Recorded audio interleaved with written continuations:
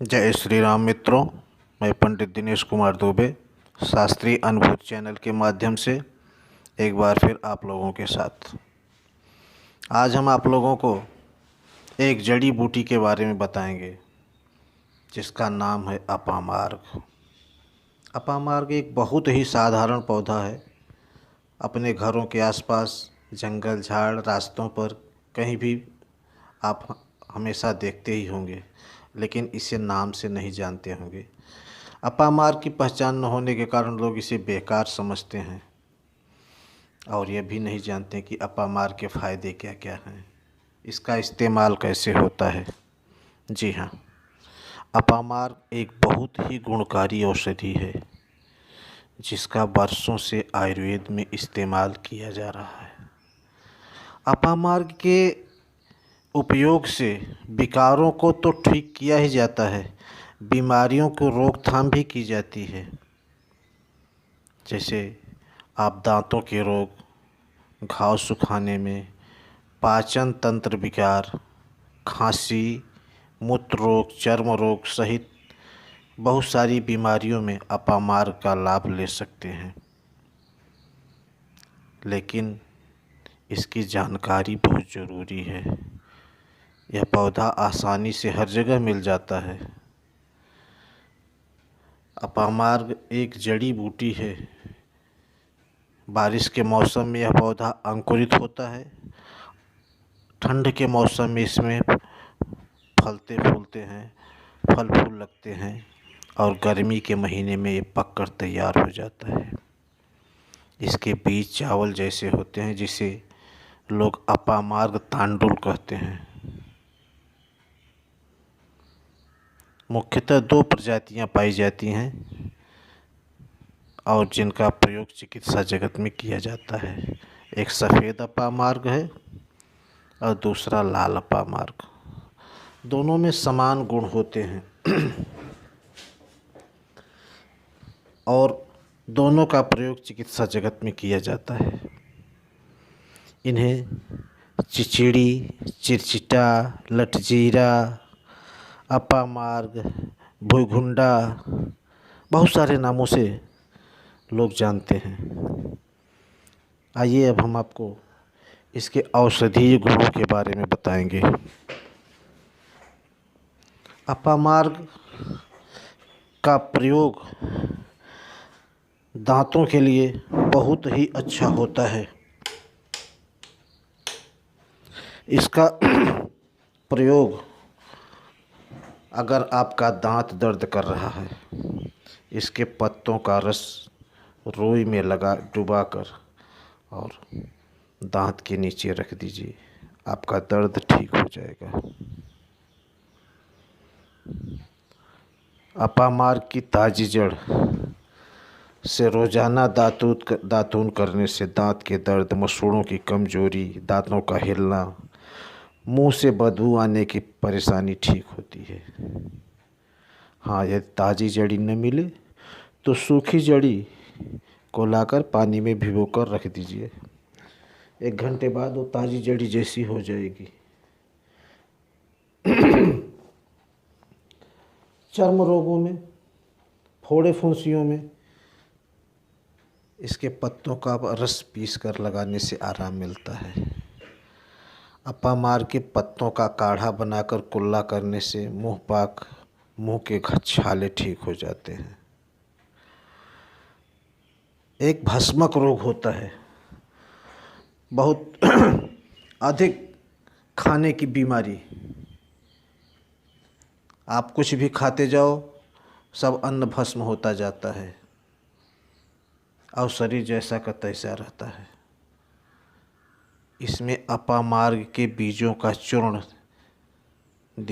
3 ग्राम दिन में 2 बार 1 सप्ताह तक सेवन करें, या 5-10 ग्राम बीजों की खीर बनाकर खाएं तो भस्मक रोग ठीक हो जाता है। इसके बीजों को खाने से अधिक भूख लगना कम हो जाता है।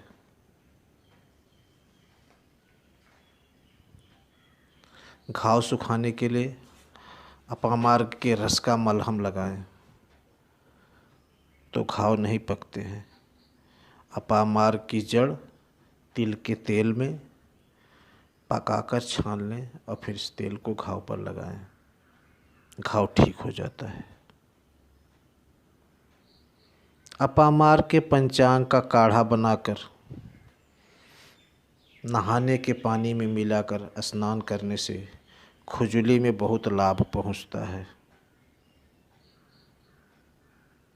खांसी में लगभग 125 मिलीग्राम अपामार्ग के क्षार में मधु मिलाकर चाटने से खांसी ठीक हो जाती है और छाती में जमा हुआ कफ निकल जाता है।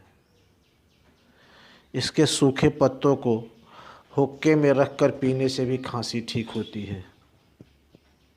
आधा सीसी और माइग्रेन, काफ़ी लोग पीड़ित रहते हैं इस बीमारी से। इसके बीजों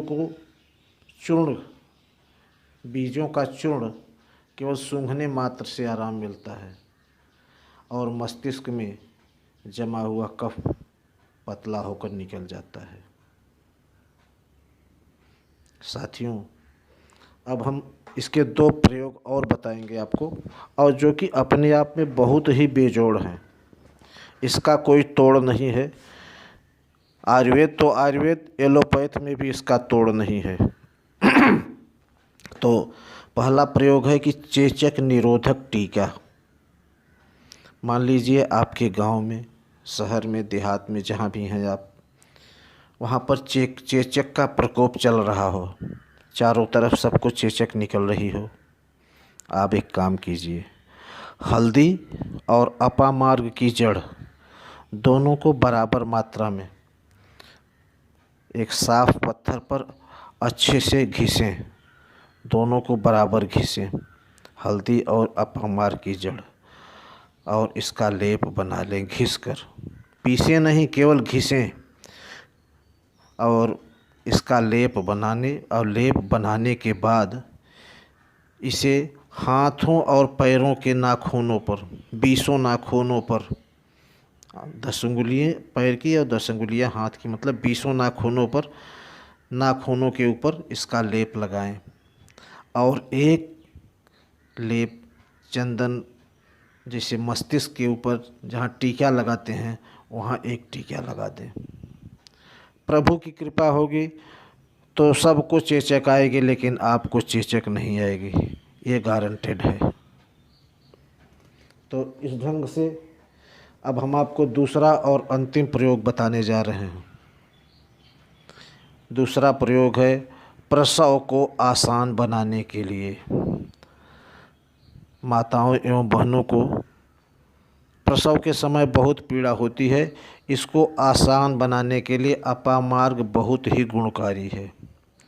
प्रसव पीड़ा शुरू होने से पहले अपामार्ग की जड़ एक धागे में कमर में बांध दें।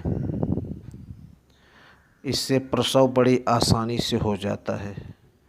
लेकिन ध्यान रखना है इसमें कि प्रसव होते ही तुरंत इसे कमर से निकालकर और घर से बाहर फेंक देना चाहिए, अन्यथा गर्भाशय भी बाहर आ जाएगा। इसलिए मैं आपको ये सलाह दूंगा कि इसका प्रयोग किसी अच्छे वैद्य के संरक्षण में रहकर तब करें, क्योंकि जितना फ़ायदा है उतना नुकसान भी है। सावधानी घटी की दुर्घटना हुई। वैसे चरक संहिता में इसका वर्णन है कि यदि पेट में बच्चा मर गया है तो इसकी जड़ को योनि में थोड़ा रखकर धागे में बांध कर रखने से मूढ़ भी बाहर आ जाता है। लेकिन चेतावनी भी है कि ज़रा सा अगर लेट हुआ तो गर्भाशय बाहर निकल आएगा और प्रसूता की मृत्यु भी हो सकती है। इसलिए ये सब चीज़ें किसी अच्छे वैद्य के संरक्षण में रहकर करें। धन्यवाद।